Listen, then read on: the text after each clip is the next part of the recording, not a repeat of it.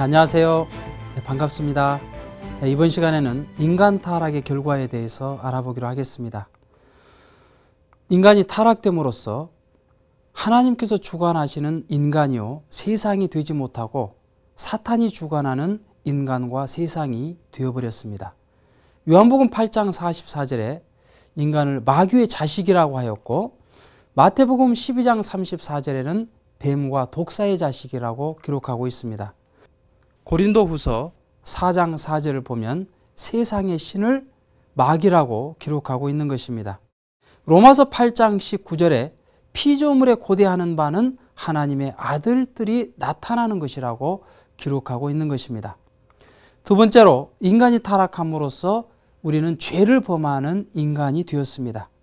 죄라는 것은 사탄과 상대의 기준을 조성해서 수소작용을 할 수 있는 그 조건을 성립시킴으로써 천법을 위반하게 되는 것을 말합니다.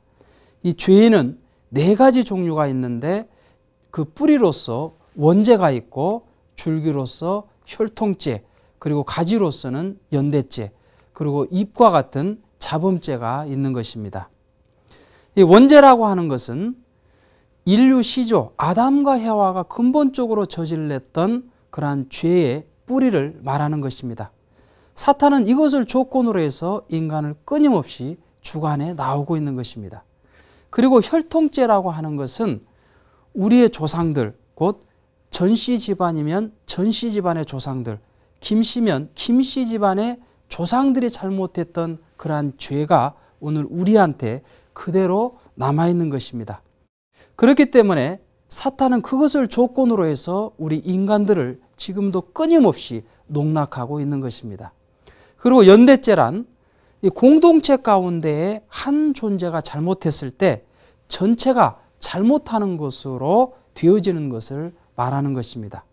가정 안에서 한 사람이 잘못하면 사탄은 그 가정 전체를 무너뜨리려고 하는 것이 사탄의 전략인 것입니다. 그리고 자범죄란 내가 살아가면서 스스로 잘못한 그러한 죄를 말하는 것입니다. 우리 인간이 지상에서 살아가면서 혈통죄나 연대죄, 자범죄는 탕감 조건을 세움으로써 정리는 할 수 있습니다. 그런데 이 원죄는 타락한 인간 스스로가 해결할 수는 없는 것입니다. 그렇기 때문에 우리 타락한 인간에게는 곧 원죄를 정리해 주실 메시아가 필요한 것입니다. 세 번째로, 인간이 타락함으로써 우리는 타락성을 갖게 되었습니다. 타락성이란 천사장과 해와와 아담이 타락할 때 우발적으로 생긴 모든 성품을 말하는 것인데, 타락인간의 모든 타락성을 유발하는 근본적인 성품을 말하는 것입니다. 타락성을 크게 4가지로 분리해 볼 수 있는데, 하나는 하나님과 같은 입장을 취하지 못한 것입니다.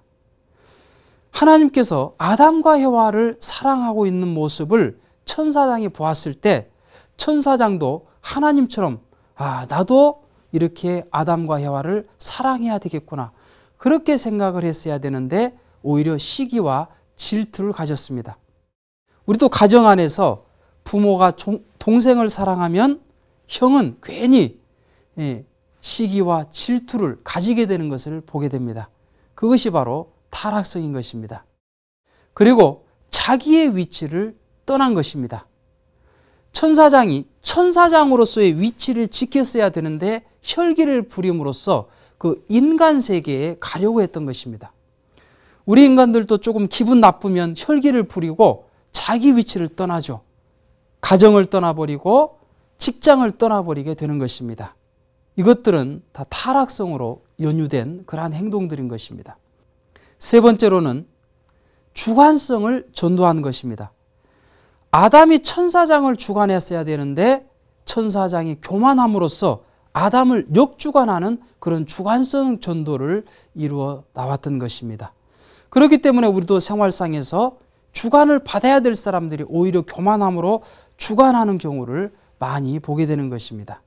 네 번째로는 범죄 행위를 번식하게 되었던 것입니다.